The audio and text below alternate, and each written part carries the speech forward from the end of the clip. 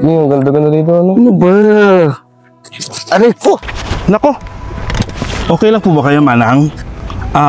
May masakit po ba sa inyo? Iho, nanay mo ba to? Ha? Okay lang ako, sige lang. Tsaka hindi niya ako nanay.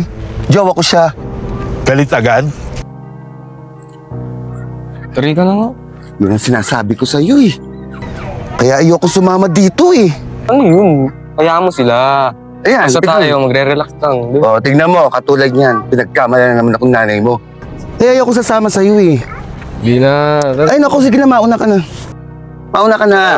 Mauna ka na din. Sige na, mauna ka Kaya na. mo na sila mo tayo. Magre-relax kaya na tayo. Mauna ka na, sunod ako. Hagot. Ay nako. Sakit ng tuhod ko. Grabe. Kitang-kita mo yung mga puno, ang gaganda. Sakit ng tuhod ko, nakakabuhis pa yung tumulong sa atin. Kala mo kung sino. Para naman dramang katawan. At saka, alam parang gusto ko yun, no? Bili tayo pampasalubong. Oo, mamaya tayo bumili. Sige. Mamaya kakain na rin tayo. Para makakain ka. Gutom na din ako eh. Oo. Hello po, madam.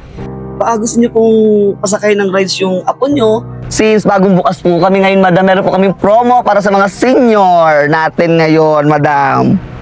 Sige na, madam. May discount po, 20% sa mga senior na kagaya mo.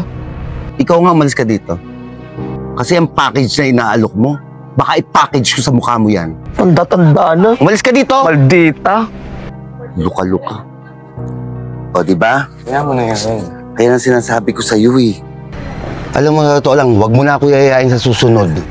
Kasi hindi ko gusto itong nangyayaring to eh. Huwag mo silang pansinin. Ano wag pansinin? Hindi ko papansinin yung mga bagay na yan.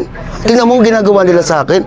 Yung lugar yung pansinin, hindi ko punta tayo dito. Marquis, nilalait na ako ng mga tao dito. Nasabi na sa akin nanay mo, lola mo. Ano pa susunod? Di ba? Hindi ba naiintindihan yun, Marquis? Naiintindihan kita. Pero kasi pumunta tayo dito para mag-relax, mag-enjoy.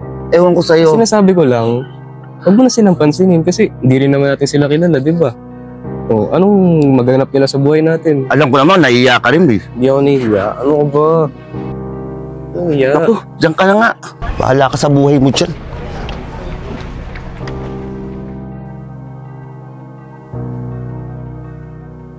Lee, alam ko namang nahihirapan ka sa crowded places dahil nahihiya ka kasi alam mo naman, di ba?